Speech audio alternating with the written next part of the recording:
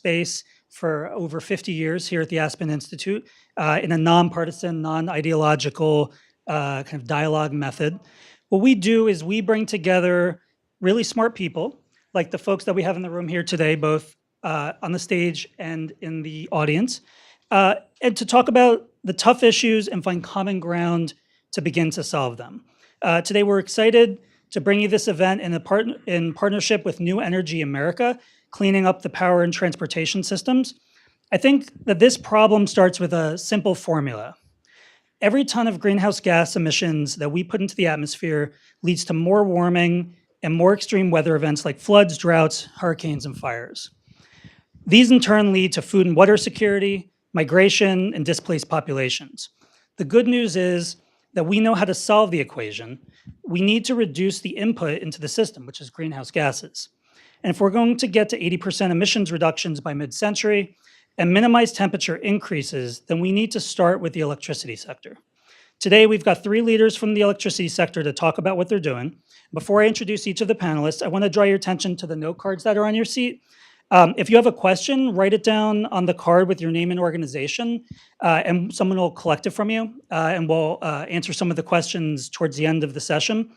So first, Steve Rader is the CEO of Summit Ridge Energy, a company that develops and finances solar power across the US. And before Steve led Summit Ridge Energy, he was with SunEdison. Lara Pierpoint leads the corporate strategy tech team at Exelon and advises on new technology trends for the utility to adopt. And before that, Lara led the effort to do the policy analysis for the Quadrennial Energy Review at the Department of Energy. And Lisa Barton is the Executive Vice President of Transmission for American Electric Power, a utility that serves more than 5 million people in 11 states. And Lisa oversees the 38,000 miles of transmission lines. And so with that, I'm turned to Lisa. Well, thank you very much. It's a pleasure to be here with you all. You know, I think from a utility standpoint, we're at a really interesting time, a time where renewables are cost effective, right at the, even in parts of the Midwest and so forth, where energy costs tend to be lower. We have electric vehicles coming onto the stage. And we've got, really the will of folks to change and adapt and to look at these new solutions. At the same time, there's a lot of challenges that we have with respect to the grid. And I just wanted to talk a little bit about that. At AEP, we're in 11 states. We have 5 million customers, but they're spread out over 11 states.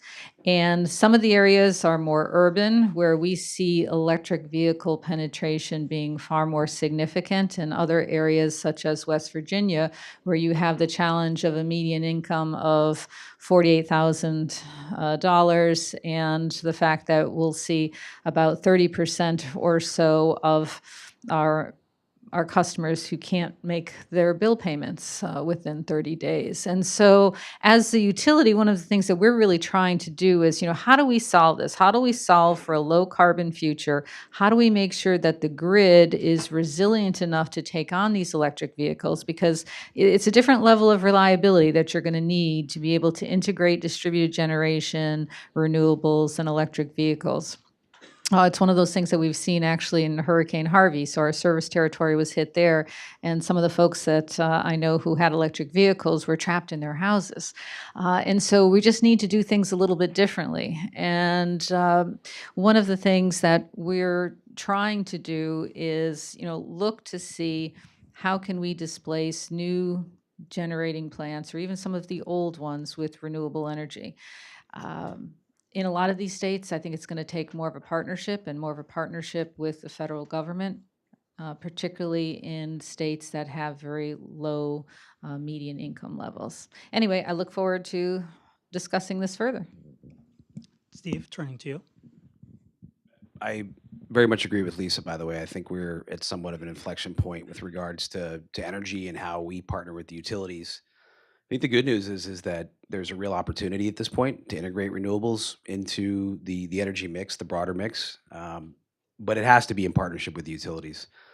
There's also an opportunity now to introduce LMI customers. In fact, we were talking about that behind the scenes. It's an inevitability that needs to be addressed, but it has to be addressed in order for these programs to move forward. The funding at the state level, which is still somewhat critical for solar programs, is predicated upon getting support from both sides of the aisle, which means that the ratepayer needs to participate. It really does. So not only are you going to see a growth of community solar, you'll see an increase of LMI customers participating, which I think is has multiple benefits. There's multiple socioeconomic benefits to that. This should be a good conversation. I've been doing this for a long time. I've been in this space for probably a dozen years, which feels like 30 in the solar business. It's been a roller coaster. I was with a company called Sun Edison before I started Summit Ridge, and was a great experience, but it's a lesson, an experience in what to do and what not to do. So thanks for having me. Look forward to this. Lara? Okay, great. Thanks so much, Greg. So, Lara Pierpoint, and I am here representing Exelon. So, I think as folks may know, Exelon is a Fortune 100 electric utility. So, by several measures, we're actually the largest in the country by number of customers and by market capitalization. And as you can imagine, we are also very proud of the fact that we are, I think, the biggest low carbon provider of electricity in the United States. We do that by having about 20 gigawatts of nuclear power, about 3,400 megawatts of hydro, about 500 megawatts of solar, and then almost a gigawatt of wind. We do have a bit of natural gas, about 8,700 megawatts, but probably my favorite fun fact about this company is that we have no coal assets whatsoever. So again, very committed to decarbonization, and as one example of that, in 2007, we set a goal, really when it was just starting to be cool, to decarbonize by about 17 million metric tons of greenhouse gases by 2018. By 2013, we had achieved an 18 million metric ton reduction. So, not being deterred by that, we've now doubled down, and we're now working on a 15% reduction based on our 2015 levels by 2022. So how do we do that? A number of different ways, including by putting innovation front and center. And that's really where my team comes in. As Greg mentioned, I run the technical team within corporate strategy, which is a really fun and pretty new job. So as you might be able to imagine, we have in corporate strategy a traditional business strategy team, but my team is this new entity that exists within the company, really as a recognition that technology is driving the pace of change for utilities much faster than it ever has. And this, of course, has huge implications for decarbonization and for all other aspects of our business as well. So we really have an interesting mandate. We're looking obviously at near-term technology evolution, but we also get to look at things that are 10 years and even farther from commercialization. We do this in a number of ways. I would say we aren't only looking at what's out there and trying to understand that, but we're really trying to get in the game and help shape those technologies and ensure that they're available in ways that make sense for utilities and ultimately are scalable. So we do that by investing in R&D with our university and national lab partners. We also have an early stage energy storage investment vehicle we call Volta, and it's a really interesting model, a public-private partnership that essentially involves a team that sits outside Exelon. They go source really interesting early and mid-stage storage deals, bring those back to us, and then we decide whether to invest. When we do, or when our strategic partners do, those companies get our very patient capital. They get access to us as strategic investors. They get a really incredible crackerjack technical team of battery scientists to help them de-risk their technologies. And they get access to resources at Argonne National Lab, where they have a cooperative research and development agreement. So we're super excited about it. We've made 2 investments through this vehicle so far, and we have 1 more we're about to announce. Another thing that we do is an initiative we call internally nuclear repurposing. And this is something that our leadership really pushed on us to do as a result of the fact that we're closing our nuclear plants in many cases as a result of low natural gas prices. And so they turned to our team and said, we're going to work on making sure that these assets are properly valued in these markets. But in the meantime, what else can we do? Is there some way that we can actually sustain and enhance the value of these assets? So we're asking, can we reconfigure these plants to sell steam or electricity directly to industrial consumers as a way to provide a different type of value stream for these plants, but also simultaneously decarbonize the industrial sector? And we found some really interesting possibilities in that arena and have some really interesting partners throughout the industrial sector and the national laboratory system. So that's just a sampling of some of the things we do. As you can imagine, there are pockets of innovation all over Exelon, a sustainability team very committed to ensuring that we actually achieve our greenhouse gas reductions. And I'm happy to talk more about what we're up to. Thank you. Excellent. Thank you to each of you. Lisa, last year, AEP made a pretty big announcement with regard to kind of long-term planning. Can you talk a little bit about that and how you think about the grid as you prepare for kind of this multi-decade planning process to get to kind of these deep reductions in emissions? Sure. So from an AEP standpoint, we're really trying to, decarbonize. We have made long-term commitments in terms of renewable additions, and we're trying to enhance the grid so that it's more of a two-way flexible grid. A couple examples of this: we've been, very active in Texas from a transmission standpoint, building a lot of transmission facilities, particularly in the northwest and south of Texas, to integrate and harness the wind energy there. We had a project actually in Oklahoma that was going to be owned by two of our utilities called Windcatcher that we could not get the regulatory approval for in Texas, but it's something that we're still looking to find customer solutions, and we've got some RFPs in the works in that area as well. Again, SWEPCO, which is Louisiana, Arkansas, Texas, and then Oklahoma, looking to see if we can have some more manageable projects integrated there. What we're doing in Columbus, for example, so Columbus was the recipient of the Smart City Award, $40 million, and AEP has an ESP rider there where we will be helping to fund a number of charging stations and so forth. We're basically managing that CapEx. So for about a 5% fee, we're orchestrating, that entire program, looking at public and private partnerships to really develop infrastructure so that folks with challenging socioeconomic environments can actually get to work, so that we can actually broaden the area and the use of electric vehicles for folks who are not as fortunate. We're seeing in a lot of our areas, you want to go to New Albany or something like that, sure, you're going to see some Teslas and you're going to see, BMWs, but what we want to do is really get that technology to the people who really need it. And so I think that this is going to be very innovative, and we're going to learn a lot from it. We're also looking in some of our more rural areas, West Virginia, for example, and it's really just at the beginning stages now. How do we need to redesign the grid? If you think of the grid, particularly in these rural areas, and if you think of West Virginia, what do you think of? You think of mountains and trees and so forth. Well, when you have mountains and trees, you have outages, and they can be fairly lengthy. And so we're really starting to think about, how do we need to redesign the grid? Can we use more loop systems? Can we add more substations, add more transmissions so that it can be more reliable? If we can get the reliability, increase the reliability in these areas, then electric vehicles will be possible in those areas. But at the same time, we are struggling with, how do we really get that in the hands of folks in challenging socioeconomic conditions? And that's what we have in West Virginia. And kind of following on, Steve, how do you think about bringing either solar technology or other clean energy technologies to areas that don't necessarily have a way to, don't have access to the newest technologies, and how do we pay for those things? Yeah. So it's not always access to the new technologies, it's access to the technology to begin with, right? So not everyone's roof is fit to house a solar system. Lots of folks live in apartment complexes. Community solar is one of the best possible ways to do that. When I say community, I mean building a system out on a 15 or 20 acre farm, where we're building, call it anywhere from 1 to 5 megawatt systems, and then selling incremental portions of the system in the form of bill credits to customers. It serves the same effect in terms of putting more renewables onto the distribution system, as putting rooftop systems or on-site systems would, but it's a more efficient way in that we can achieve economy of scale. We can go larger. The system's costs go down. You can serve a greater number of people. You can serve a greater number of people just by the sheer fact that a lot of people don't want to put this stuff on their rooftops. In terms of working with LMI customers, as I mentioned in my opening remarks, we're seeing these programs all have LMI carve-outs, right? Which makes sense. Folks that are in that low to moderate income category still have all the any type of ratepayer pass through to fund these various solar programs. So having them participate in the near term makes a ton of sense. Community solar is probably the best, easiest way to do that in the near term.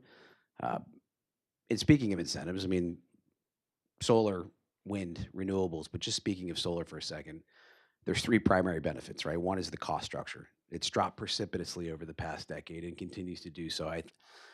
I dare say that in the next 10 years, it will be the cheapest energy source in every single market with no subsidies. And that's saying a lot. In fact, we're in markets now where solar is the cheapest resource without any type of federal subsidy or state level subsidy. And that's only going to continue. We're going to continue to see the price of panels go down. But cost, which is still the driver, right, in terms of how people make decisions, is not the only benefit. So there's the distributed nature of building these community solar systems or mini utility scale systems throughout a utility service territory, and then it provides resiliency. There's grid resiliency.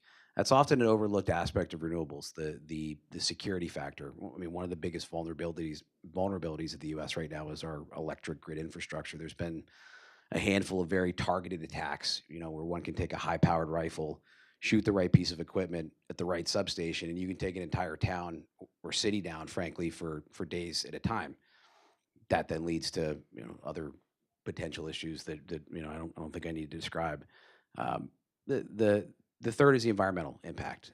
Clearly, the government report that recently came out has some scary statistics in terms of if we don't do something, what's going to happen.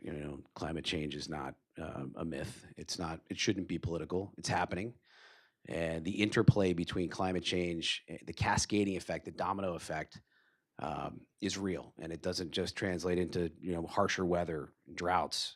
It does, but those things translate into disruption in crop yields. Crop yields disruptions translates into cattle and chickens and livestock, and the meat supply being affected. Pestilence and disease then grows. So there is a cascading effect that needs to be taken into account as we look to the future about our grid modernization. Lara, you mentioned Exelon's investment in nuclear and kind of the future of nuclear. Can you talk a little bit more about that, and where do you see new nuclear technologies kind of playing into the future over the next few decades within Exelon, within the U.S.? Yeah, I'm so glad you're asking that because, of course, we have lots of thoughts on that. And I think, over the next couple of decades, the technologies we're really watching include the small modular reactors that are out there and obviously advanced nuclear technologies, too, that go beyond light water systems. But one of the things that I'm really excited about, and this should not be taken to be a broad Exelon viewpoint, is fusion. And this is one of those technologies that, of course, we've joked for years is decades and decades away. And I wouldn't say I'm ready for it to come online commercially within the next decade. But we've been watching, my team in particular, for some really interesting advancements that have occurred over the last couple of years. And some really interesting things are happening in materials science and changing our notion about what really this is the scale required to make commercial fusion possible. So this is something that we see as being really interesting and sort of maybe the long-term future of nuclear technology. And again, as a company, we're very engaged in at least at tracking these kinds of technologies, but getting more closely involved again at the things that are a little bit nearer term, and particularly SMRs is on our radar right now. Excellent. I want to ask each of the panelists. We're in Washington, D.C., so it's the home of policy. What are the policies that you're seeing either federal government or state governments or cities enacting that you think are making the most positive impact to your business or to kind of building out a clean energy system? So I think the incentives associated with renewables have really made the most significant change in the industry, and in particular on the generation side. We're in a unique moment of time where gas prices are so low. The Windcatcher project, the break even was about $2 for gas. And still that project wasn't able to go forward because people are thinking that gas is going to stay at this, very, very low rate. You have nuclear that is, pretty much out of market.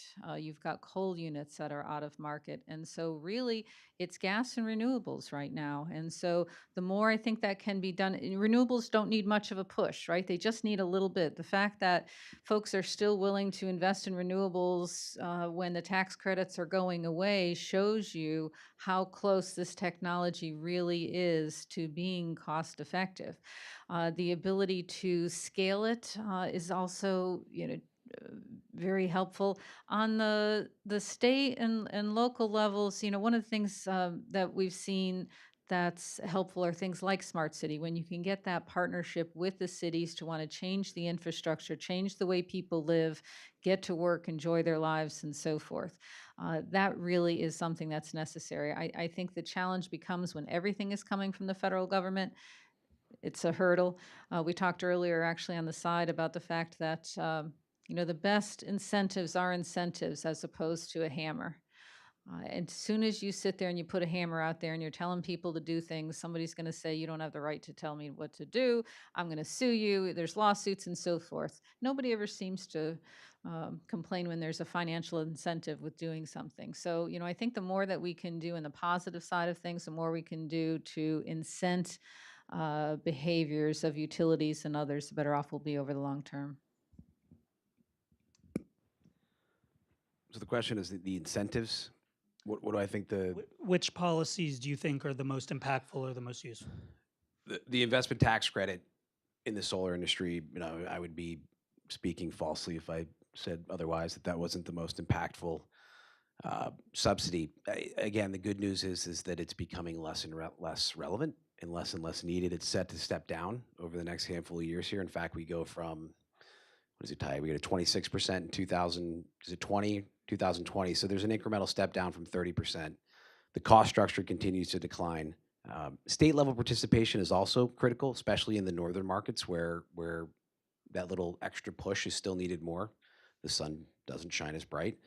I think another thing that would be really impactful, and this isn't really just an incentive, but having more participation from the southern-based utilities, the regulated markets where you've got these monopolistic, really big entities that have been quietly investing in renewables, by the way, for many years, and have actually done their part. Southern Company's a great example. Duke's a great example. But letting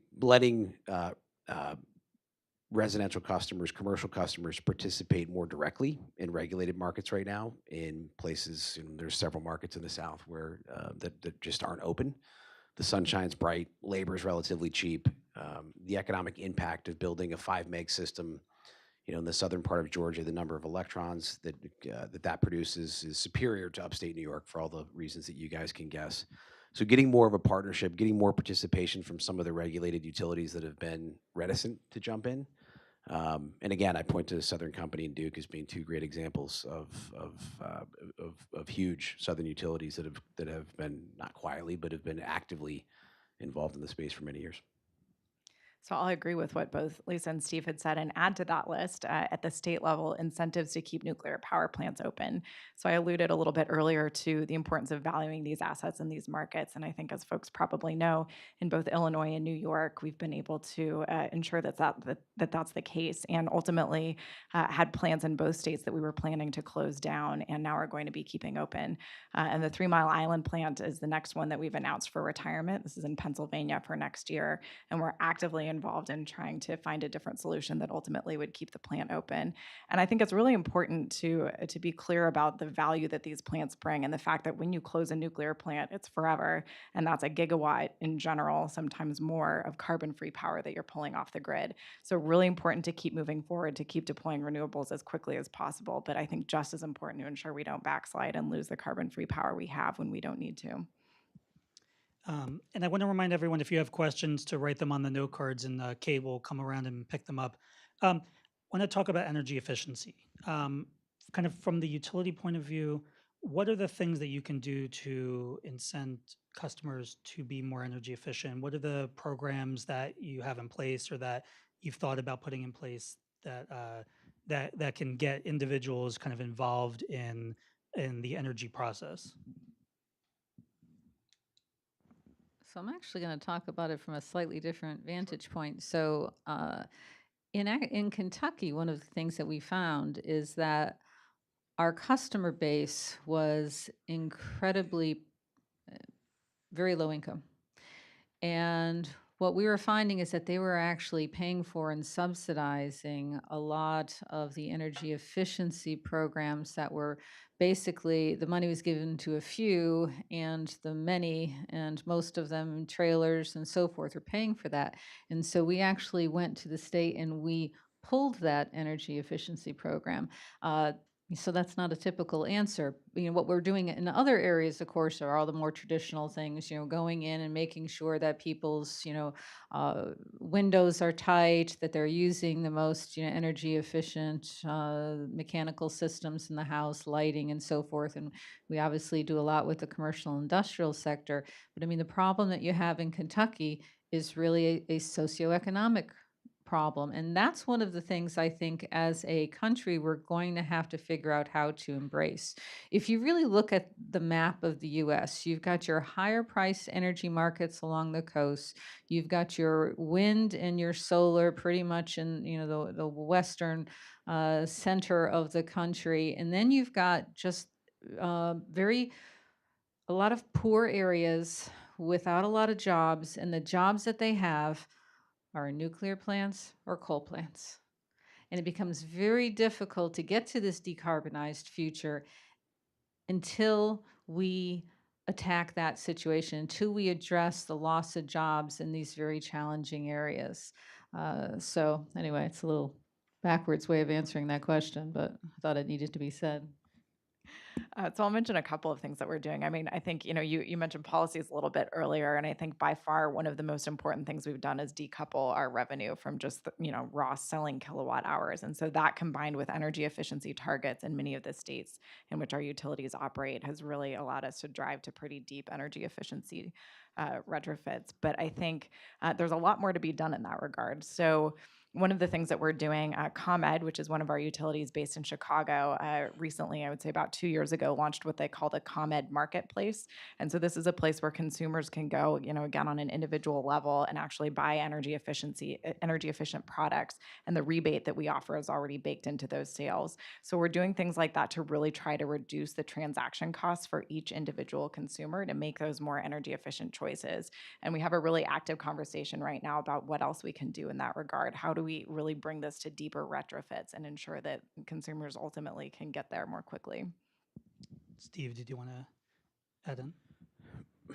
Energy efficiency is the lowest hanging fruit in terms of the impact that we can make, for sure. In some respects, more so in that it can be implemented immediately and quickly. It can be rapidly deployed, even more so than building. What I've been referencing is these mini utility scale plants, or even putting a solar system up on someone's roof. Lisa brought up a good point in terms of getting folks that are bearing some of the cost burden but who aren't participating. We create jobs in every one of these towns that we go into. When we build a 5 megawatt solar system, we're hiring local contractors, more often than not, to do the electrical installation, and we'll hire those same folks on an ongoing basis to provide operations and maintenance for the system for long-term contracts. I think there's an element of retraining the workforce that have been working at these coal-fired plants, working at nuclear plants. That's inevitable. It's coming, no matter what. Policy is going to get there at some point. Again, the cost structure of renewables, and not that we're advocating getting rid of nuclear, or I actually am advocating getting rid of coal at this point. But to Laura's point, it's a ton of free clean power, and if it's managed correctly, I don't think it's something that we should abandon. I think that's not something that we really have an option to do in the near term.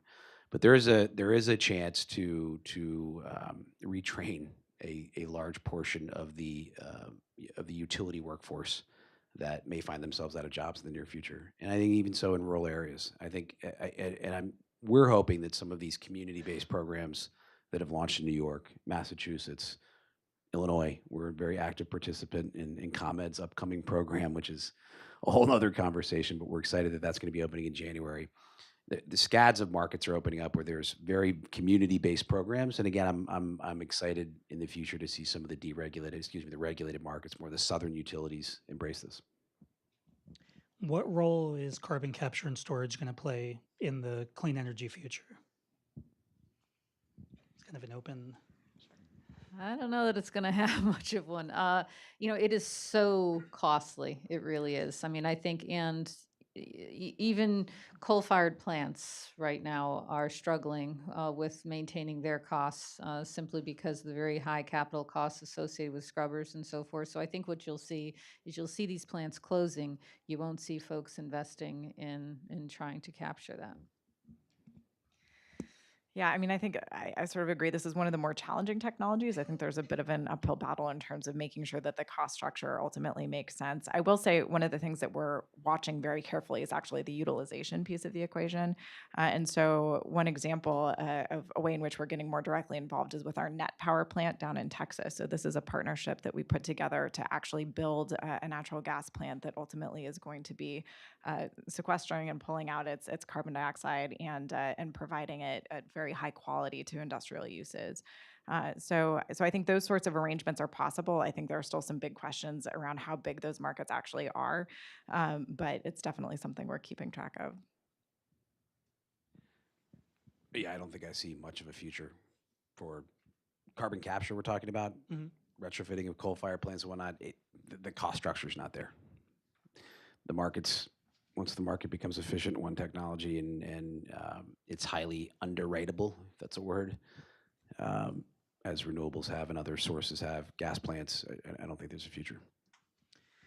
So speaking of the future, when you close your eyes, when you go to sleep at night and you dream about the future of the US electricity system, which I know I do, uh, what does it look like in 2040, 2050? What do you think is, how do you think this is all going to play out? What do you think it's going to look like? What are the attributes? What are the, what's your vision of the future for the electricity system?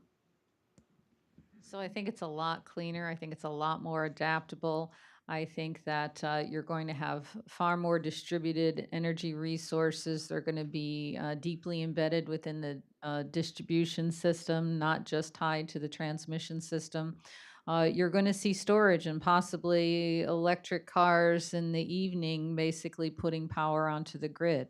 It's just going to be a very dynamic system. I think you're going to see and I think part of the key to getting there, and again, kind of going back to the rural element, is more broadband. We need to get broadband technology to the more rural areas so that they can have more ability to connect with the world around them, as well as to be able to utilize these technologies more freely.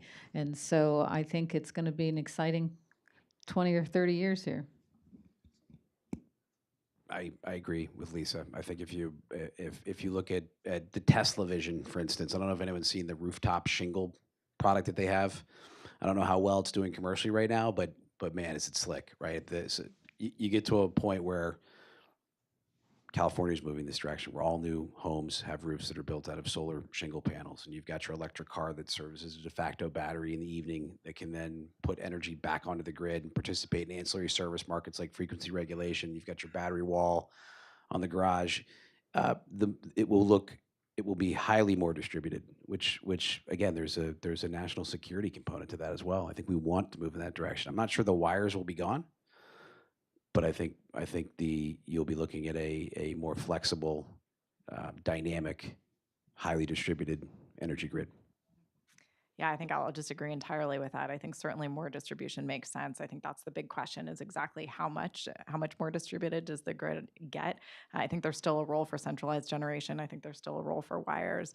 Although I have heard some crazy visionary ideas that we just ditch the wires altogether and just have autonomous batteries basically traveling around the neighborhood and helping power up your house when you need some extra juice. So who knows? Maybe we'll get there. But I think one other big question in my mind, by the way, and you were asking about carbon capture and sequestration, is what we do about ultimately the need for negative emissions. So we've been thinking a little bit about that and whether there's a role for direct air capture to play, not necessarily as part of a market-based solution, but ultimately just something we're going to need, and ultimately that will require lots of carbon-free power to actually, provide these negative emissions in the future. So that could be a part of the picture as well. Excellent. So we're going to go to a speed round of a few questions on cards here. Carbon pricing. Will it happen in the US? Will it be state by state, federal? Is it necessary to decarbonize to have a price on carbon?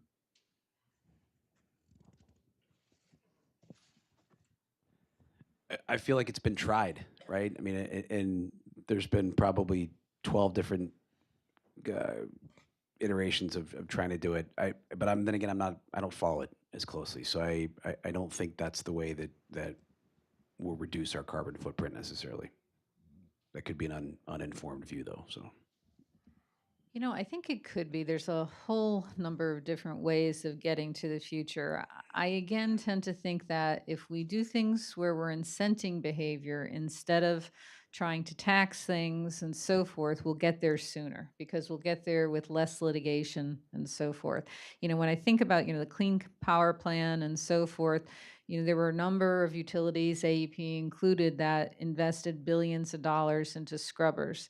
And, if you could only wave that magic wand and go back in time and it be more of an incentive to retire plants. But what ended up happening is if you've got to change from an environmental standpoint in less than 5 years, you can't build a necessary transmission to be able to eliminate the need for that power plant. So you end up being in a catch-22. And we had a number of situations, quite frankly, that were like that. So you end up having to invest in scrubbers and so forth to meet the timing requirements. When if there was just a little bit more time and maybe say 15 years or so, then those plants would have naturally retired. So I think the more that we can do to have a more adaptive future, the more that we can encourage electric vehicle penetration, electrification. I think that can be absolutely huge. I mean, just think about everything in your house from your leaf blower and things like that. If things could be electric, it could be so much more efficient. And that coupled with cleaning up the generation space and decarbonizing that, I think we could make huge strides. I think Lisa's point is very well taken. And certainly, as we're thinking about policies for decarbonization, I think it's really important to take into account the realities of investment and how companies like utilities really look at these things holistically and understand the very specific local conditions at a plant, that sort of thing. Having said that, Exelon is a member of the Climate Leadership Council. So we've come out very strongly in favor of a carbon dividends plan. And I think, Greg, you may remember from back in the days of the Department of Energy, as we were doing our analysis for the Quadrennial Energy Review and considering decarbonization, one of the things that was so striking to me is that we constantly came to a carbon price as being the simplest and sort of easiest to understand way of getting at ultimately what we wanted from the system. It's sort of when you think about the raw economics and how you want to value certain attributes of different assets on your system, that was just the cleanest way to get there. And so we kept saying, if only we could torpedo everything and throw in a carbon price and just really kind of, set a set of incentives up that ultimately would make sense and allow for the right signals for ultimately the utilities to make the right investments. Wouldn't that be so great? In terms of the practicality and the possibility that this is ever going to happen, particularly in the current environment, I think in many ways, we're thinking ahead of that, and I think there's tons we can do even without a carbon price in place. So it's a little bit unfortunate, but here's where we are, and we're going to keep moving forward. So another question in a similar vein is, how do your companies do long-term planning when federal regulation and federal policy shift every 2-4 years? And how do you go about thinking through what the right choices are? So a lot of it is scenario-based planning. You really try and sit there and figure out, what are the different possible futures? What are those different scenarios that can happen? And then you really start to look at it from a risk standpoint. What risks are there and what opportunities are there in that space? And all the while, we are stewards of the grid. We are there to make sure that energy is affordable so that day-to-day living for all of our customers goes on in a way that allows them to not worry about the reliability of the grid, not worry about how expensive it is. We really want to make sure that from a percentage of wallet, we're 5% or less of their disposable income. And that's a big deal. And it kind of gets back to the challenge that I talked about earlier. If you're in Connecticut and the average income is 75,000, that's a lot different than West Virginia at 43,000. So your solutions and who you are going to be as a company and the solutions that you're going to offer your customers need to be adaptive to those realities. Yeah, I think, we're constantly trying to predict the future as best we can. Certainly, federal policy is one of many things that we feed into our strategic planning processes. So, policy is one element. Tech and innovation and how fast things are moving there is another big piece of what we watch. Obviously, what's happening in the market, what our consumers are demanding. I think the way that we really think about this is we look holistically at all of those areas and others and kind of say, what are the trends? Where do we think things are moving? How can we best position ourselves for the future? And then we look at it at different eras. What do we need to do for the next 3 years, the next 8 years, the next 10 years, and beyond? So federal policy again, certainly a piece of that, but not the only one. I think we're fairly confident that this will continue to grow. What we develop, construct, and finance solar power plants is really the heart of what we do, and we're fairly confident that the number of states where we'll operate will grow over the next X number of years. We do planning though in terms of taking speculative positions in certain states where the current economic framework doesn't work, but leasing land, for instance, with the understanding that it probably will, and whether or not that's based on new incentive programs opening up, or really just with the understanding that we're generating enough electricity. The cost to build the system continues to drop. Labor continues to get cheaper. The panel costs, inverters, all the balance of system components continue to get cheaper. We're doing more of that these days. We're taking speculative land positions in multiple markets across the country that I would not have foreseen as being viable markets, 4 or 5 years ago. Storage is really where we're starting to focus. Energy storage is the next wave. I feel like storage is where the solar industry was from a pricing standpoint 8 years ago or so. And just to put it into perspective, a couple of folks in the audience can probably fact check me here, but I do remember when solar panels cost $4 a watt. It was over 10 years ago, but that $4 a watt is now 40 cents. And that's for 400 watt modules. So there is a point in time when the technology efficiency, which already exists on the Mars rover, for instance, that 40 to 50% efficiency, which is really the holy grail, enables the average home to have a couple panels on its roof and it's powering the entire house. But how do you store that power during intermittent periods? Sun's not shining, the wind's not blowing. Battery storage, lithium-ion technology specifically has come a long way. It continues to. The price structure continues to decline. We're seeing that on a go-forward basis, all of these new programs that are opening up, when I say programs, incentive-level programs at the state level, from here on out, I can almost guarantee that every new program that opens will have a storage component. And it makes sense. In a market like Massachusetts, you've got too much generation, not too much now, but you reach a point, it's a geographically constrained state where you've got too much generation. Utility needs to better control that generation. What better way to do it than to have storage installed at the solar PV facility and to have some type of intelligent dispatch scheme? I mean, those types of schemes work. There's ancillary service markets that are alive and well in the PJM and other regional operators. For years have been operating similar schemes. Signal goes out, and the closer you follow the signal to dispatch, the more compensation you get. I see markets moving in that direction really quickly in terms of renewable incentive programs. So last question. What role do you each see artificial intelligence and blockchain playing kind of in the future of the electricity system? Curveball question. Oh man, I love the word blockchain. I'm actually based in California for the company, so I get to sit in Silicon Valley and hear all the crazy words like AI and machine learning and blockchain. You have to say blockchain 5 times a day. Exactly. It's like required. You can't speak to a VC without saying it, especially if you want any money out there. Just a pro tip for anybody who's trying to raise funds. Blockchain. So here's the thing: is that I'll answer those two questions separately. Artificial intelligence and big data management techniques. We are all in on those. I think this is obviously already a huge part of everyone's lives in terms of how you're interacting with all sorts of technology and commerce and so forth. And I would say that within the utility sector as a whole, we're a little bit behind on this, but we're rapidly catching up. We're figuring out what are the questions we need to ask, the problems we can best solve for our customers, and how do we utilize these techniques to make sure that we're really getting the most out of our consumer data, but also all kinds of other data, obviously, that we're collecting all the time on the grid. And one example of that in terms of what Exelon itself is doing is that we've partnered with GE on its Predix program. So we're actually deploying IoT sensors throughout our nuclear plants and our utilities and co-developing new kinds of applications and ways that we can do things like predictive maintenance on our assets.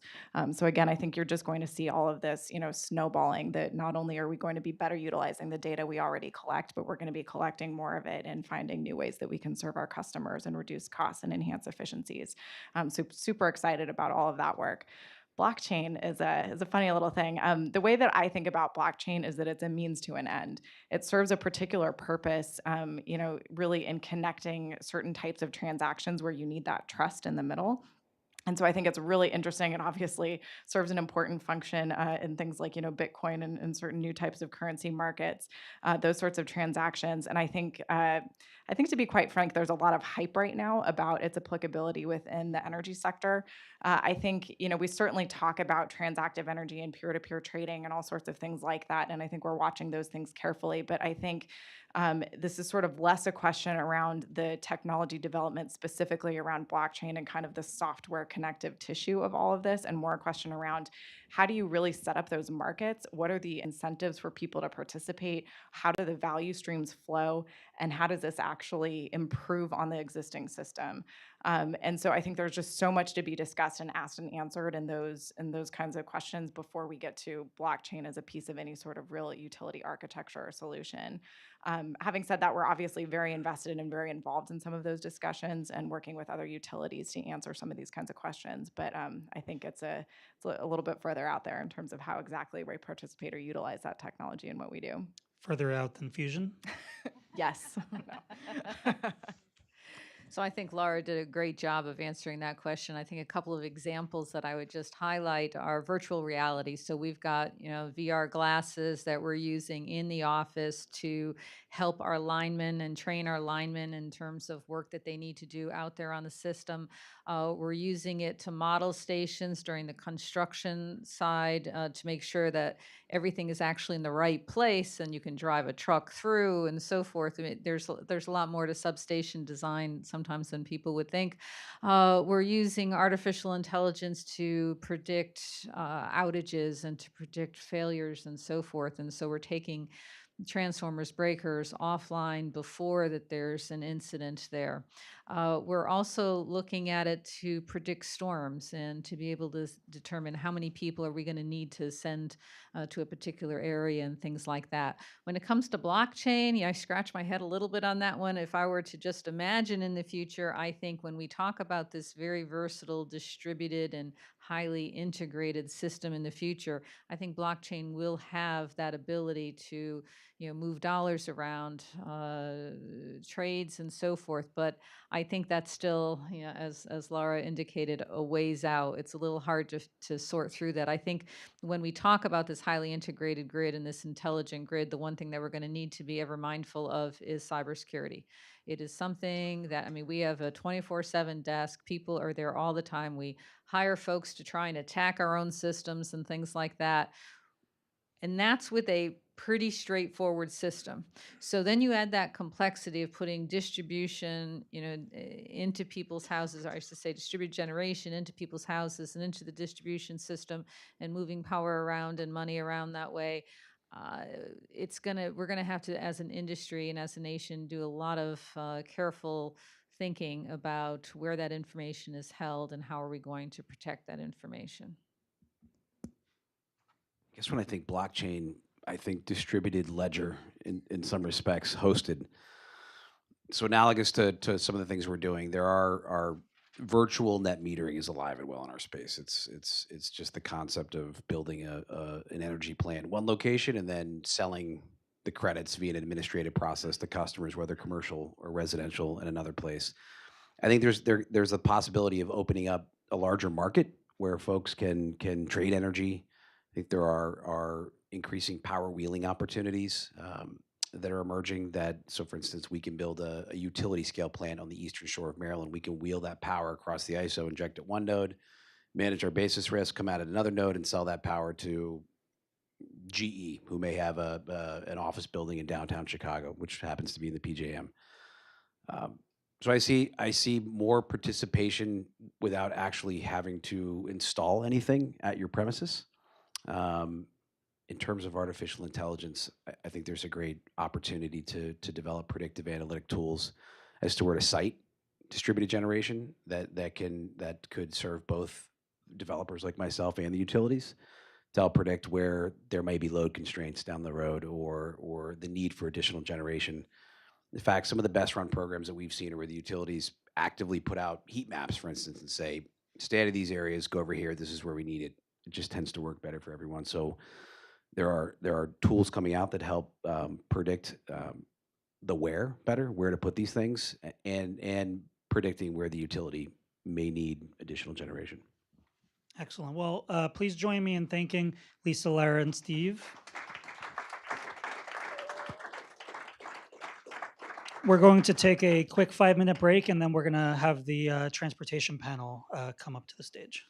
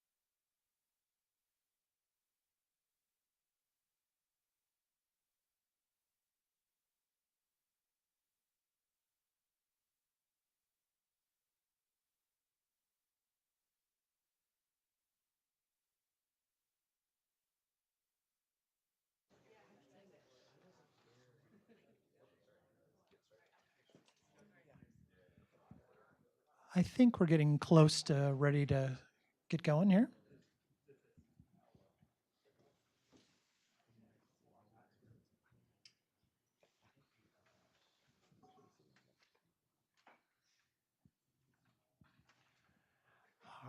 All right. Hopefully, most people have made it back. Uh, I'm Mike Carr. I'm the executive director of New Energy America. We're really pleased to be working with the Aspen Institute on this event.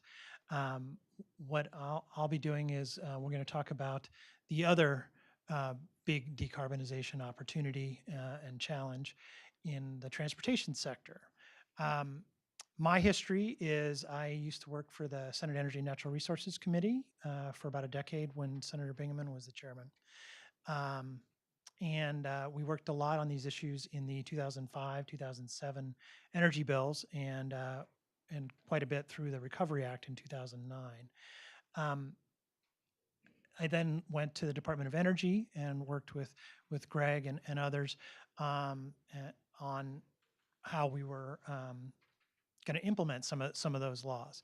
And so the panel we have here, I think, has a very good sense of what we've done so far to try to decarbonize transportation. And as the focus increasingly moves towards the transportation sector as our big challenge, I think they have a lot to say about how we're going to continue to follow up on that opportunity. I know throughout this election season, we saw a lot of energy and activism particularly among younger people about a Green New Deal, about bringing forward investments in decarbonizing our economy. And to date, we haven't seen as much focus on transportation as we have on the electricity sector because of the obvious options there. And so what we thought we'd do is we'd bring together some of the folks who could talk about what do we already have in place to decarbonize transportation, and what are our opportunities going forward. So to do that, first we have Jeremy Martin at the Union of Concerned Scientists, who's been working in this area for quite some time, for well over a decade, and I think has seen some of the ebb and flow in transportation, both from the efficiency side and from the technology side. And so we thought we'd have him give us a little bit of context and set up this discussion. Next to him, we have Rohan Patel, who now of Tesla. Formerly in the Obama administration, was a key energy advisor in the Obama White House, and we'll be able to talk. I think primarily today we're going to look at the transportation side, although, as was already mentioned, Tesla has a little bit of a footprint on the other side of the equation, so we're happy to hear about that as well. And then Emily Score of Growth Energy, one of the largest providers of biofuels in today, who can give us a sense of what has happened in that industry in recent years, and how we can how we're likely to move forward in continuing to decarbonize transportation. But let's start with Jeremy to give us a little bit of the context of where we are and where we what the opportunities might be going forward. Great, thanks very much. I've been working in this area for more than 10 years now, working on fuels in particular. And so, when we think about the transportation sector, there's a lot of excitement now about autonomous electric vehicles, maybe as transportation services. But ultimately, when we're thinking about decarbonization, it's the fuel, it's the energy source behind those vehicles that is perhaps the key variable. So that's in my program, we work on vehicle efficiency, we work on electric vehicles, and I work on fuels. But I'm going to take this lens of different fuels. So I've got a single slide here that sort of describes, in a nutshell, a long report that I wrote about transportation fuels, really focusing on three major transportation fuels: gasoline, ethanol, and electricity. the colors changed a little, but that's all right. And so starting with biofuels, I think it's important to recognize, sometimes people think we're still kind of relitigating the question, like, should we use biofuels or not? And that's not actually a relevant question anymore. Biofuels are 10% of, ethanol is 10% of the gasoline we use in the United States. And really, it's the single largest change in the fuel system in my lifetime and in most of my parents' lifetimes. There's an interesting chart that the EIA puts out on the share of transportation energy from different sources. So in 1958, as the last of the coal-fired steam locomotives were replaced with diesels, we basically went to all petroleum. There's a little bit of natural gas that's actually running pipelines. It's not what you'd think of as transportation fuel, perhaps, but and that lasted for exactly 50 years. And starting in 2008, that's been falling.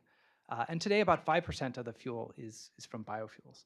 That started with the ethanol, which made this transition to 10% of gasoline. We've seen more recently growth in biodiesel, renewable diesel, renewable natural gas. And not only have we seen these fuels increase in share, but we've also seen the efficiency of their production improve. And there's a lot of potential to improve them in the future. And that's really how I focused, sort of not trying to address the question, biofuels, yes or no. We could ask the question, gasoline, yes or no also. The question is, how do we make progress in this area? And there's substantial opportunity. So today, the average, so I tried to figure out what are the emissions per year to drive a typical car with these different kinds of fuels, put everything in a common context.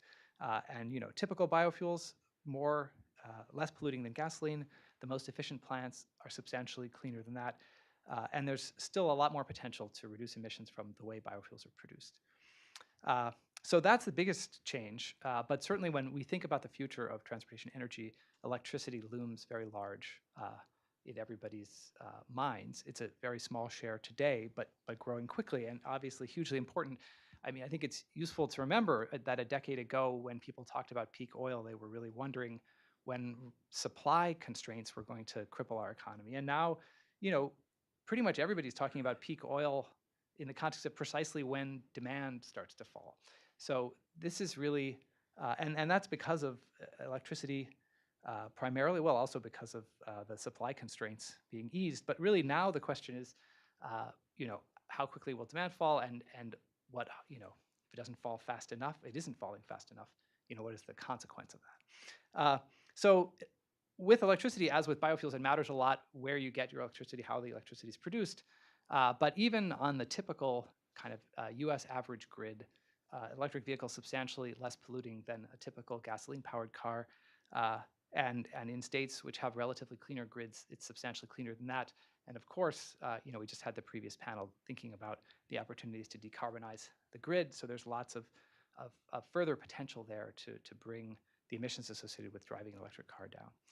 So, I think that's the overview of kind of the big picture. There's lots of interesting, well, I'll mention one other sentence, which is actually, there's a lot going on in the fossil fuel area and changes in the way that oil is produced, the way that gasoline's used. So there's opportunities there as well. I think those are opportunities we're not taking advantage of. And there are opportunities which are small on a percentage basis, but they're large on an absolute basis because we use so much oil. And even in scenarios where we ramp down oil use quickly, we'll still use a lot over the next several decades. So there are opportunities for all fuel producers to reduce their emissions. And I guess I'd say more progress being made in the biofuels and electricity front than in the fossil fuel front, but it's important to make progress across the board. Thank you. What I wanted to do was represent two of the big technology opportunities to move forward on decarbonizing transportation. So why don't we start with Rohan at Tesla. Tesla has, already demonstrated the ability to electrify some of the light duty space. And why don't you just talk for a few minutes about what where things have gone so far, what you've seen, and where you see Tesla going over the next, few years in this space. Thanks, Mike. Super exciting pathway, really cool history. But I'm really humbled to be here. Mike uh, was on the forefront of transport policy in the mid 2000s, and I think some of the policies that exist today and some of the policies that have helped our industry, ethanol industry, and others, Jeff Navin and Holmes and Gary, that were all in the administration with me. I mean, you guys did so many cool things that, frankly, a lot of us are grateful for, including Tesla. Tesla's history, I think it's important just to note in the recent history. So it's only been a company for 12 years, but 6 years ago we had about 1,500 employees.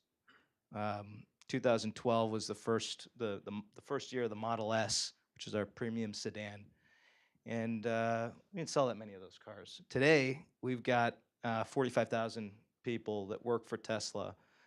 And we are, by revenue, the largest selling passenger vehicle in the United States, not EV, the largest selling passenger vehicle, period, in the top 5 overall in terms of just pure numbers. So the path that we've been on has just really been really fun to be a part of over the last couple of years. I think the key there, and this is probably an obvious point, but it's worth restating, and it's worth underscoring all the investments that go into this, both on the R&D side and in terms of just the basic manufacturing presence, which is battery costs. That has multiple side effects.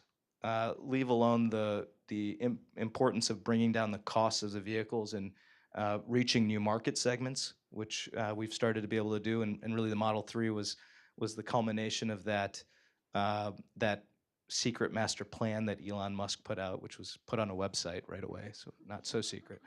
But those costs have come down precipitously. I mean, one way to think about the cost, there's a couple ways to think about it, Mike. One is that Roadster that we put out, we are, and sort of a bespoke battery pack out of a garage in California. To today, we're at about 20%, quarter of the cost, less than quarter of the cost of the battery pack, and those prices are coming down. And the key to that is the Gigafactory out in Sparks, Nevada.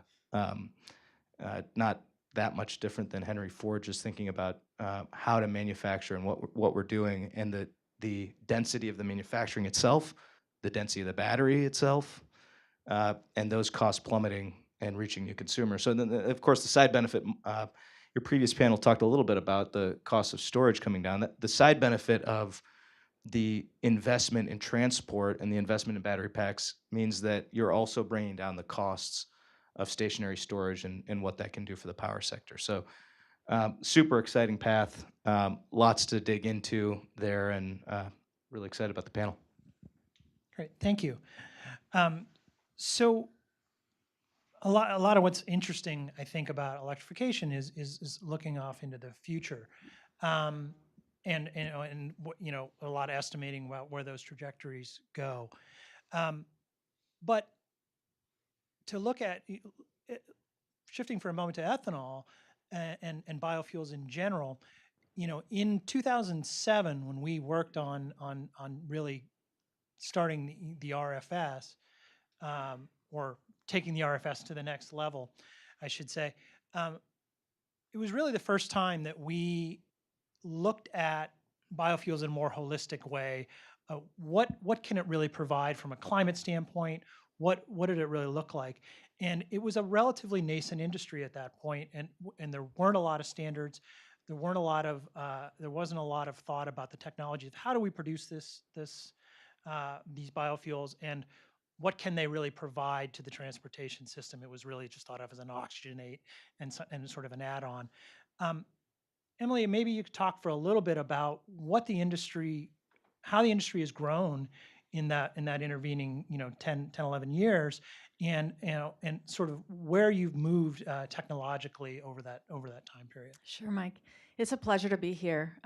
This is such an important topic, decarbonizing our liquid fuel transportation.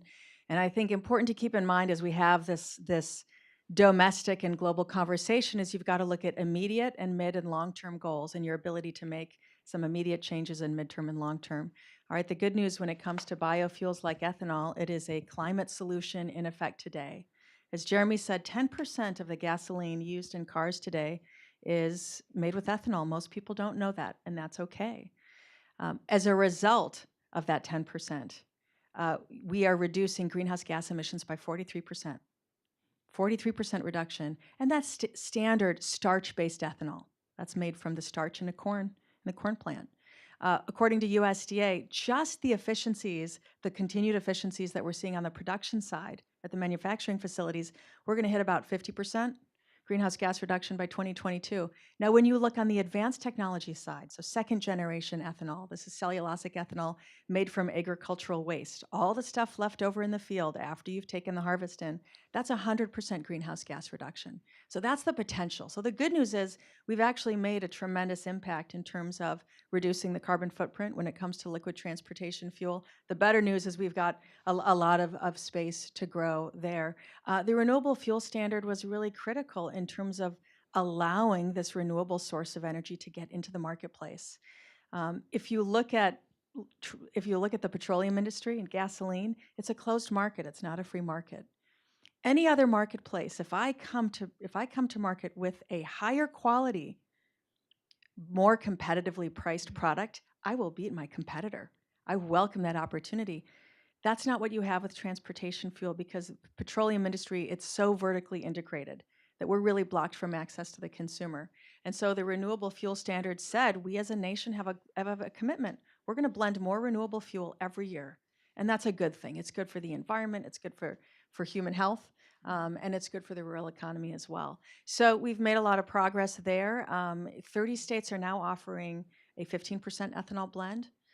And so in terms, look at the climate benefits, also the human health benefits.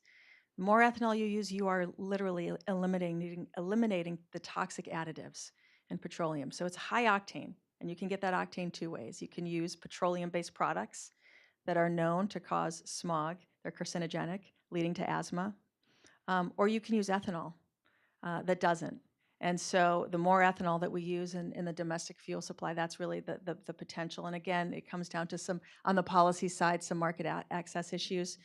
On the global side, there's a huge global appetite for this cheapest source of octane in the world. And it's because countries like India, Mexico, China are seeing that as they have a rising middle class, if you look at India as a very good example in China, this is a way for them to achieve their domestic policy goals, whether it's clean air, whether it's clean water, whether it's affordable energy, or rural economic development.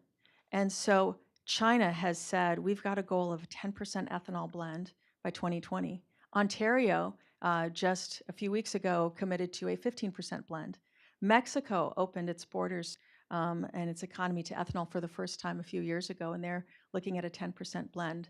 India's looking at this. Japan, Indonesia, a lot of countries. So that just speaks to the value proposition.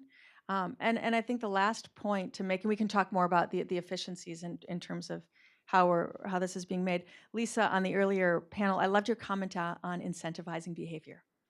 And one of the greatest value contributions of ethanol is it's cheaper.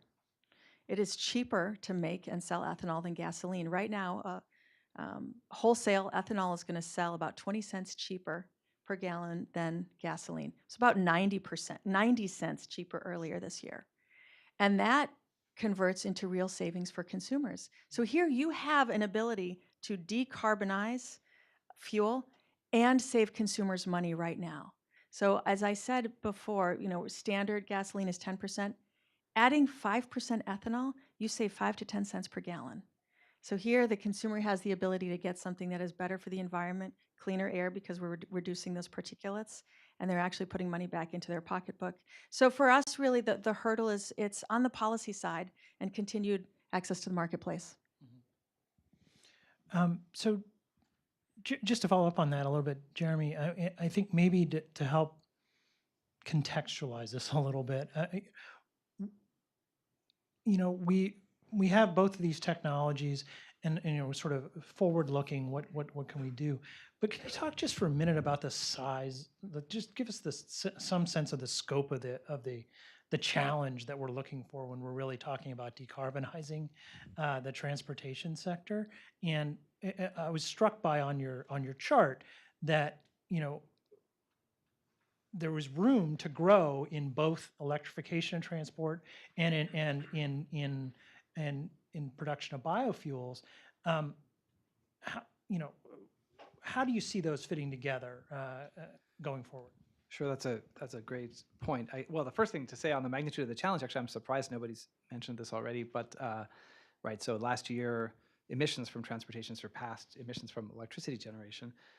And while we heard a lot of optimism in the last panel about the trajectory of emissions from electricity generation sort of continuing to fall, the transportation has not been falling even in California or places where they're really taking extraordinary measures. So in that sense, I think transportation really looms large as the huge challenge that must be confronted.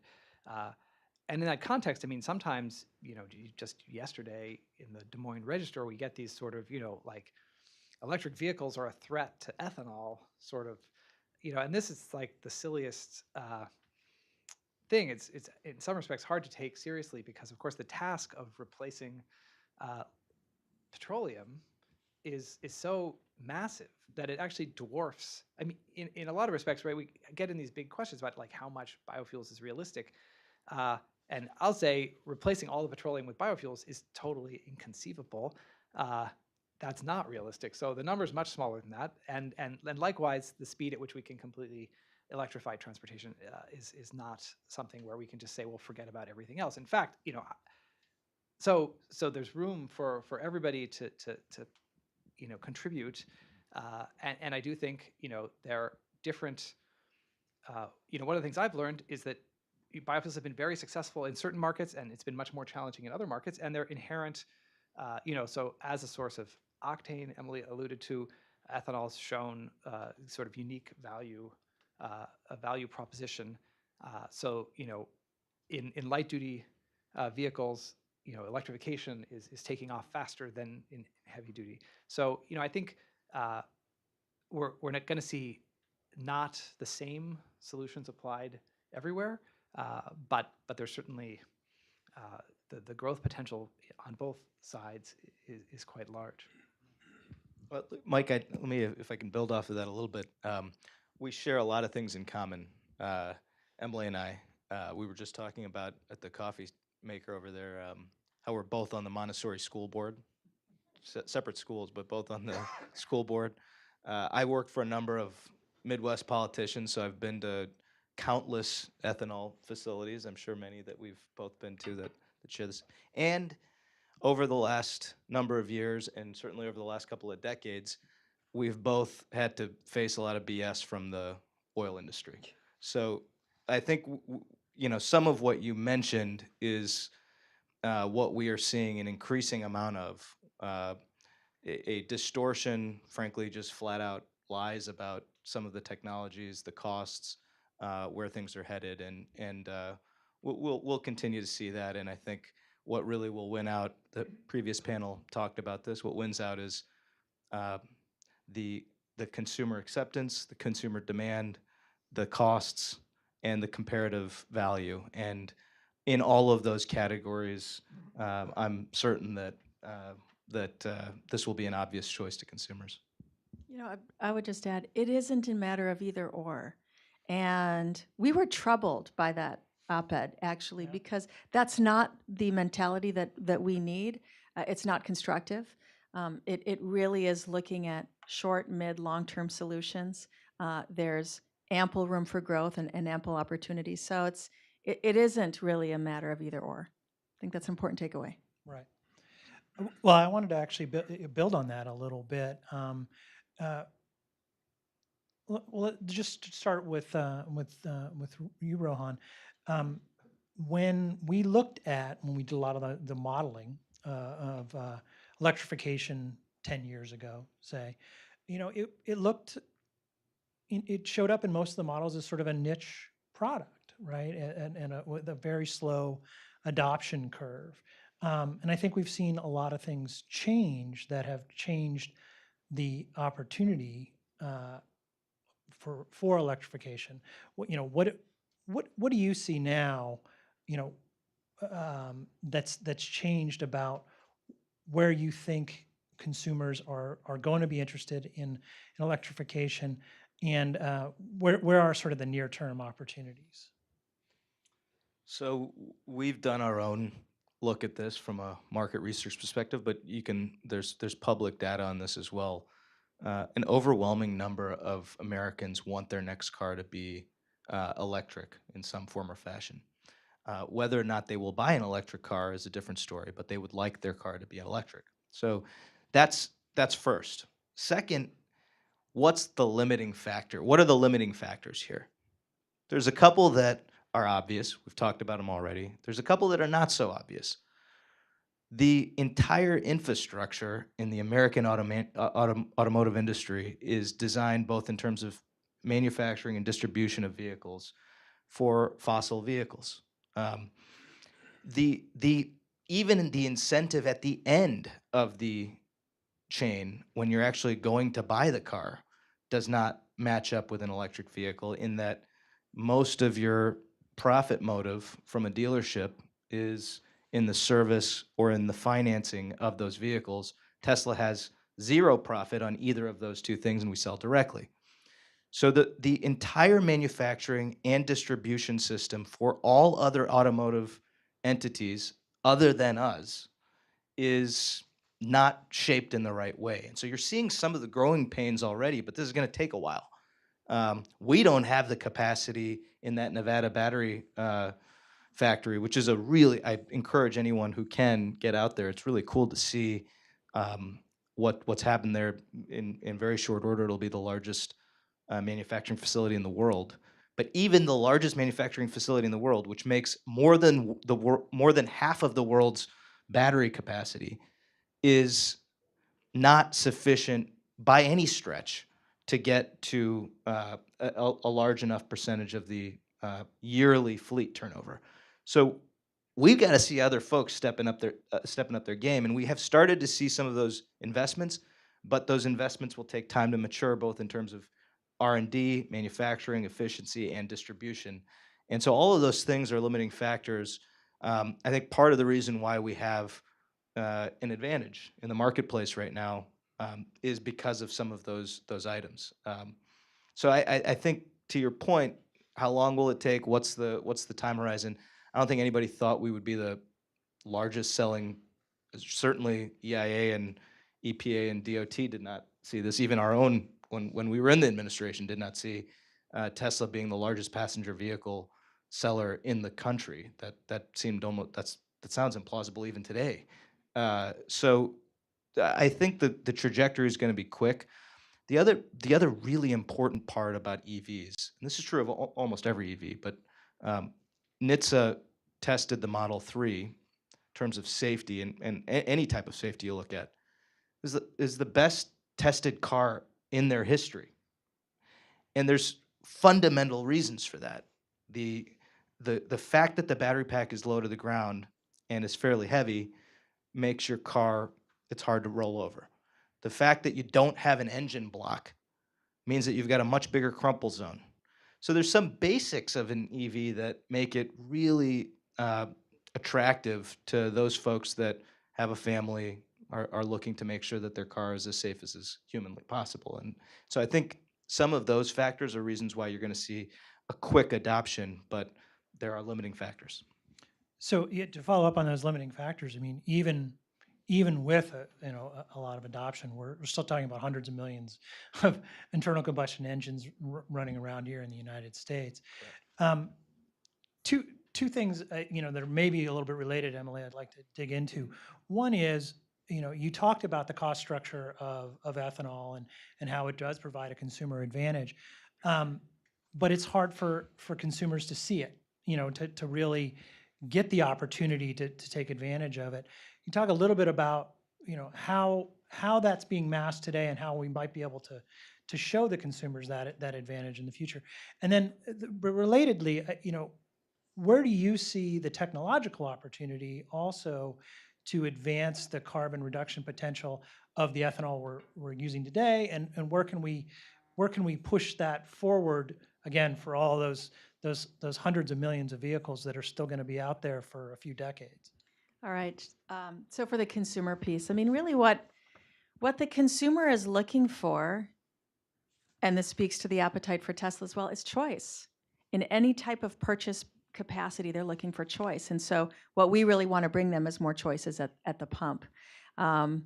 And the big hurdle right now is this most tested fuel in use today is a 15% ethanol blend. Yet it is only available to consumers 8.5 months out of the year because of a nearly 30-year-old rule on the books that says it can't be sold. And when the rule was made, guess what? It didn't exist. So the rule said you can only offer 10% blends year round. Well, they didn't know a 15% blend could exist. So we've spent a tremendous amount of time trying to overturn that. President Trump actually announced late this fall that he would ask EPA to look into that. We are going to be facing tremendous amount of opposition from the petroleum industry because we're really competing for a shrinking share of the gas tank at the end of the day. But just to speak to the consumer appetite when they do get access to that product, we've spent a lot of time working with fuel retailers who want to be able to offer consumers choice. Whatever kind of engine you have, whether you want premium, regular, 15% blend ethanol, 0% blend ethanol. The retailers who are putting this in, many of them are seeing over 50% of total sales are going to this 15% blend. It's an 88 octane, a little bit more of an engine boost, and it's again that 5 to 10 cent savings. So once we can get to the end user, the consumer has a real appetite for this product. Price is the first thing to turn them on, and then when they are aware of that this is good for the engine and the environmental kind of societal benefits, that's an extra incentive as well. And in terms of the technology, I mean, the real promise is on the advanced technology, cellulosic energy. That's the 100% reduction in greenhouse gas emissions. And there, too, we've made a tremendous amount of headway. It's really interesting when I talk to the plants who are making this type of ethanol today. The challenges have not actually been on the technology of how do you break down this incredibly strong fiber that nature didn't really want to break down. So the technology side, we're pretty much there in terms of the enzymes. That's amazing. It's actually the mechanical challenges. It's a tremendous amount of biomass that you're trying to get from the field to a plant. And I've been to the plant, and you're standing there, and you hear this boom, boom, boom. It's a rock going through the system. So it's more on the mechanical side. And so we're there. The goal is we've got to make it more economical to make. And what we need more than anything are market signals that say there is an appetite for this product. That's what the Renewable Fuel Standard is intended to provide. And I think the implementation of the Renewable Fuel Standard went in fits and starts. Okay, and that uncertainty and start-stop, we've seen it in both administrations, has led to really kind of stalling the investment. And I will say the trade group in DC, did a study. So for that stall period, starting in 2013, $20 billion in investment went abroad. This country lost $20 billion in investment in renewable energy and technology innovation because the government signal was, yeah, we're not so sure we have an appetite for this. Mm-hmm. And when you talk to these multinational technology innovative companies who are looking, where should I invest my next manufacturing facility? They're looking at the US versus Brazil versus China. And they're looking at the policies, the clean energy policies, and where the signal's coming from. So we as a nation want to be able to signal just for our own jobs creation, let alone the climate benefits. This is the place that you want to be for continued innovation. I was going to ask you to. Okay, great. Yeah. So perhaps, so I want to shift focus for a moment to the policies that the fuel policy that we've got on some West Coast states. So they've got a performance standard for transportation fuel called a low carbon fuel standard in California. Oregon's got a similar policy called the Clean Fuel Program, and Washington is contemplating such a thing as well. And one of the things that's been very interesting there is, 10 years ago there was a lot of interest in, okay, well, the way this policy is going to bring a lot of cellulosic biofuels to market, and that hasn't happened in great volume yet, but because that policy has been quite flexible. First of all, electric vehicles, electricity as a transportation fuel is playing an increasingly large part.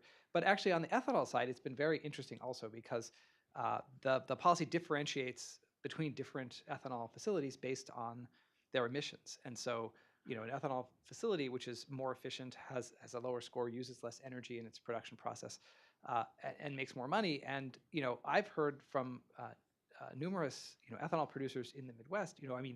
They notice that the other ethanol plant with a better life cycle score is making more money shipping their fuel to this market, and that's real money, and it makes the investments in efficiency at the plants really pencil out. The interesting thing, and sort of reflecting on something in the last panel, is that carbon capture and storage in the liquid fuel supply chain is starting to look really interesting, in a way where everybody was thinking carbon capture and storage is all a question of coal-fired power plants, and in that context, it's not looking very interesting at all. But given that when you're trying to decarbonize transportation, in this policy in California, they have a pretty direct carbon price, that's part of this performance standard, and it's approaching $200 a ton. And if you put $200 a ton together with $50 a ton for this federal tax credit for carbon capture, you're not going to get that decarbonizing electricity, but on the transportation sector, it's available. And so, ethanol plants turn out to be one of the most obvious places to do carbon capture because they're basically emitting pure CO2, doesn't need to be separated. But the oil and gas supply chain, oil refineries, there's a lot of opportunities there as well. So, I think there's sort of interesting opportunities to advance biofuels and other liquid fuels and reduce the carbon intensity, with new technology investments, whether it's a more efficient boiler or combined heat and power system, very kind of off-the-shelf stuff, but with the right policy framework, it pays off, or whether it's much more advanced stuff, and then a whole nother category of things that you can do sort of on the farm to reduce the carbon intensity of agriculture, and then essentially reduce the emissions associated with these biofuels as well. Actually, so that links up with a lot of the questions that I've been getting from the audience, and I wanted to pair that with a point that Emily just made that I think is actually applicable to both technologies, which is our international competitiveness in the technology development as well. Carbon capture being one of those that is interesting, to the rest of the globe. And I think you're right. There's been a shift there in focus, and I think it'd be interesting if Emily to talk a little bit about what some of her members have been saying and what they've seen as an opportunity there. But even and broadly, I think for both of you, it would be interesting to talk about Tesla's next gigafactory is looking like it's going to be in Shanghai, and if, without asking you to commit or to talk about what it takes to have the next one be in the United States after that, in particular in the biofuel space, these biorefineries are in some of the poorer rural areas that Lisa was just talking about in the last panel. These are big jobs in some of the areas that are in most need of it. How do we, or maybe what are some of the barriers that you're seeing today in that technology development chain? Our labs are turning out really interesting ideas, but we need to have an industry ready to receive them and turn them into on-the-ground factories. And so, I think maybe from both your perspectives, what are you seeing as interfering with that value, that sort of innovation to factory to on-the-ground production? What's interfering in that chain right now? So when it comes to, and Jeremy's absolutely right, actually, on the carbon capture. So I'm glad that you made that point. I mean, another area of innovation is in corn kernel fiber, and so this is considered advanced ethanol, advanced cleaner energy, where you're just extracting more and you're doing more with the fiber. That increases your ethanol yield about 2 or 3%, which is a very meaningful increase in terms of efficiencies. I think where the hurdle is, it's less on getting the technology implemented. On the production side, I mean, it's a pretty good value chain is working well there. The challenge for the sector right now, which is actually in pretty tough shape, it's on the demand side. It's where's that demand pull coming from? And so again, that the market hurdles erected domestically are pretty tough, and it's the petroleum industry. And we were always going to be able to get to a 10% blend, okay, because they need that for the octane. But it's competition. Petroleum's not just going to sit down and say, all right, you can go ahead and take some of my market share away. So the hurdles erected in terms of market access are tough domestically. There's a huge global appetite, but we're looking at some trade barriers right now. The China conversation is really difficult for the ethanol industry. China was these past years one of our top 3 trading partners. Not one gallon, not one drop is going to China right now because the tariff is at 70%. We can't get there. And that's been part of the trade escalation conversation. So we're hoping that we see the soybeans are going, so hopefully ethanol will be able to go there soon too. So it's really balancing the domestic demand and the global demand, and you kind of have to hedge. You want to grow domestic demand and global because of the tariff situation. But that seems to be the hurdle. It's less on the demand than disruptions in our ability to get technology innovation. But in terms of efficiencies, just the production of ethanol in the first 15 years of this century became more energy efficient. It cut the energy use by half. And so you're seeing it's a combination of bolt-on technologies that allow for increases in yield and energy efficiency, as well as whole new production cycles in terms of different types of feedstocks. So it's really exciting when you couple that with what's happening in agriculture and kind of precision agriculture. Farmers are doing more with less in every respect: less fertilizer, less water, less land. The increase in corn production, that's based on yield, it's not land use. So it's a very exciting time, an innovative time in the space as a whole. Sorry, I'll just make a couple quick comments. One, when you think about the fuel source, and setting aside ethanol, which is a hopefully growing part of the fuel mix, you set aside ethanol, a large percentage, depends on the year, but a large percentage is coming from overseas and destabilized markets. What you see with that, in contrast with an electric vehicle, is you're charging at your home outlet or your work outlet or at one of our superchargers or a fast charger. Where's that electricity coming from? More often than not, that's coming from better utilization of the assets that AEP and everybody else has on the grid already, and additional resources that are in those areas, mostly regional generation assets. So you get better utilization of the grid and more homegrown fuel source.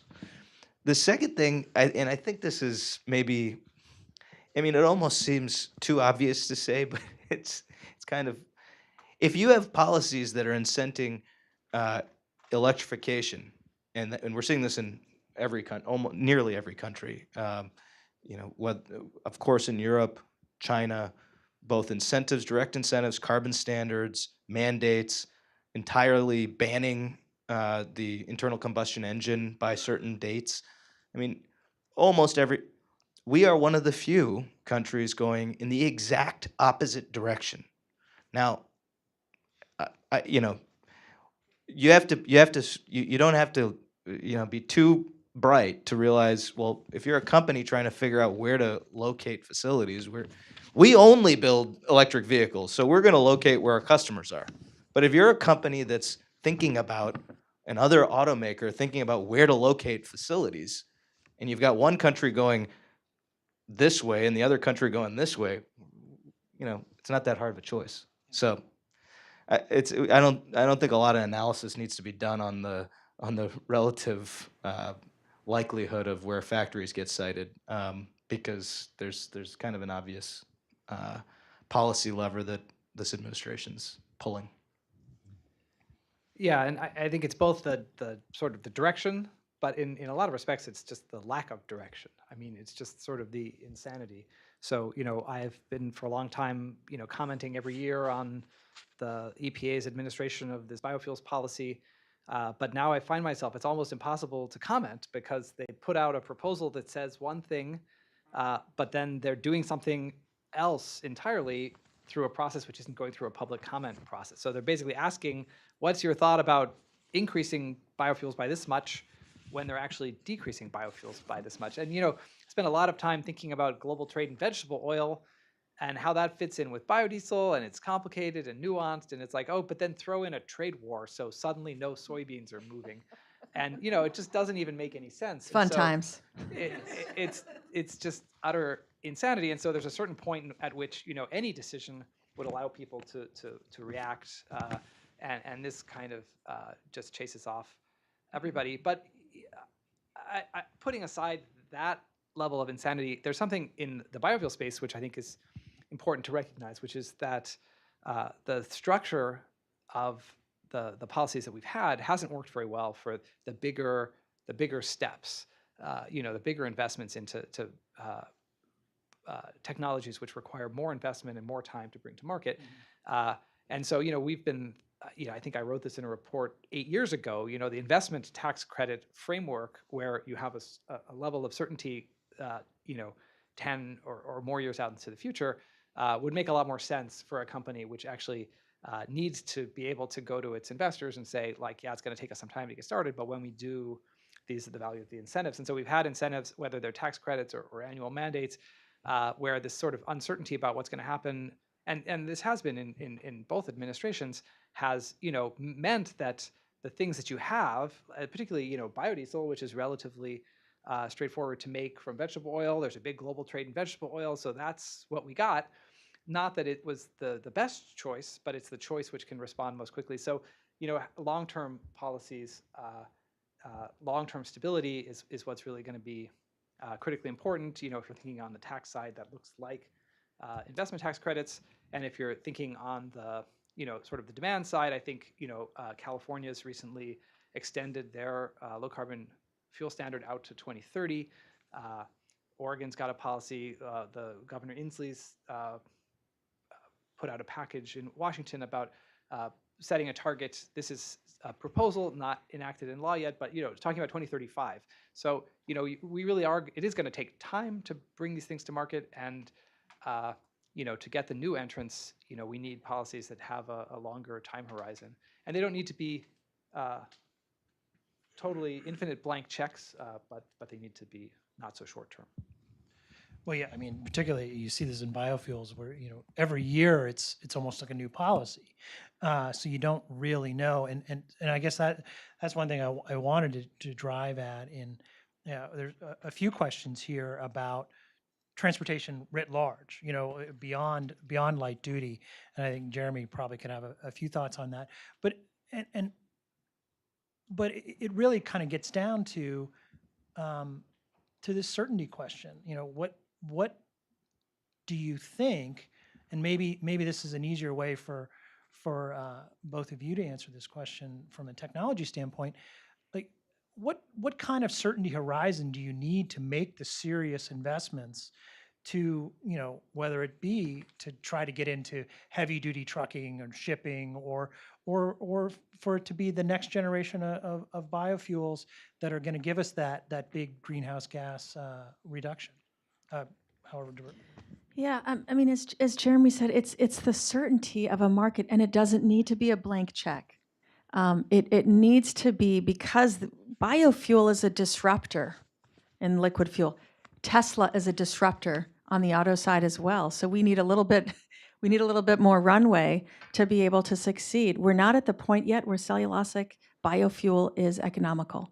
We are making it a commercial scale, but we've got to be able to bring that price point down. So we need to have that consistent signal every year that we will blend more. And again, we're not asking for the sun and the moon and the stars, just enough of a pro-growth signal that is forward-leaning and not backward-leaning. A very good example is, this administration is looking at last year's blending numbers and saying, well, we'll just set next year's at last year's level. Well, no business runs that way.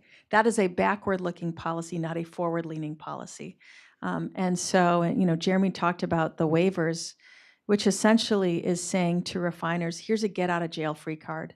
We have this law on the books. We want to use more renewable energy, but here's a get out of jail free card. Well, that's not forward looking and that's not helpful. So I don't have a more definitive answer for you other than it's got to be forward leaning and enough of a signal that the investors, we need time to get this right to make it economical and to know that there's going to be a market 2, 3, 4, 5, 6 years down the road.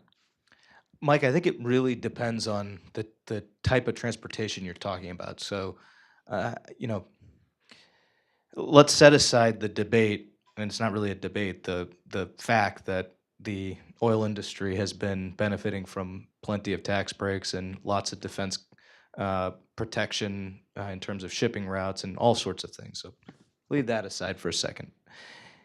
Just the certainty on the basics would be useful. I mean, it sounds like, almost a wild notion that if we had basic trade policy that we could rely on going out into some number of years, that would be useful. We don't have that. But let me just give you an example. On the heavy duty side, I'm not sure that there's a need for additional creative policies in order to make that sector electrified. The costs right now, the power costs are an issue, and I think the technology there is an issue that we're working to solve for. But the basic calculations of what will make this work, you've already seen Walmart, FedEx, UPS, everyone starting to put down reservations for our heavy duty truck because they've done the math. There's other sectors, whether it's the ferries or shipping sectors, lots of others, where it's a little bit more difficult to make those work. And as a public policy matter, we've got to find ways to incent those industries that are toughest nuts to crack on the carbon front, that have your biggest bang for your buck, ferries being one of them. And you've got a large, hugely polluting industry that needs some policy assurances out into the future that they can reasonably change the way that they construct shipping vessels and ferries. And so I don't have a great answer for you, but I don't think you need 20-year certainty for every single type of transport. That's just not the case. Yeah, and maybe I feel sometimes I have the same answer to every question, but this fuel standard based approach to policies is very interesting when you start thinking about other sectors, particularly because instead of, so if you have a low carbon fuel standard, a clean fuel standard, the benefits are by the fuel use. So the vehicles that use more fuel, it has more of an impact. And I always think of that in the context of my mother buying an electric vehicle and getting a big tax credit, and she hardly drives at all. If a Lyft driver had the same car, they'd be displacing vastly more fuel. So in a fuel-based policy, you're sort of able to take advantage of that. That shows up right away. California's low carbon fuel standards got maybe it's worth $2,000 a car for an electric vehicle. It's worth $10,000 per bus per year to a transit bus. So it just really concentrates just naturally, and it's just a performance standard. It says we want to move to clean fuels. It could be replacing the 10% of ethanol with cellulosic ethanol. It could be moving the transit buses to electricity. Whichever works best. So I think Jeremy's endorsing a national low carbon fuel standard through some EPA construct. Is that what I'm hearing here, Jeremy? I don't have any announcements to make, but it wouldn't be any terribly surprising thing to hear from if you looked at what I've written in the last 10 years. So we've run a little longer. I did want to give one last opportunity, and just in a few words, if there's one either pain point that you would love to see addressed in your space, or a big opportunity that you still feel like we're missing as a country, just to put that out there so that for us to think about going forward. Well, so I think the opportunity is to have a policy that works for both biofuels and electrification. And I think that's a political opportunity, but also like a technical, smart way to reduce emissions in the transportation sector. So yeah, look for my report in a few months, but it's not done yet. I would say that in terms of electrification, on the earlier panel, they spoke about ratepayers.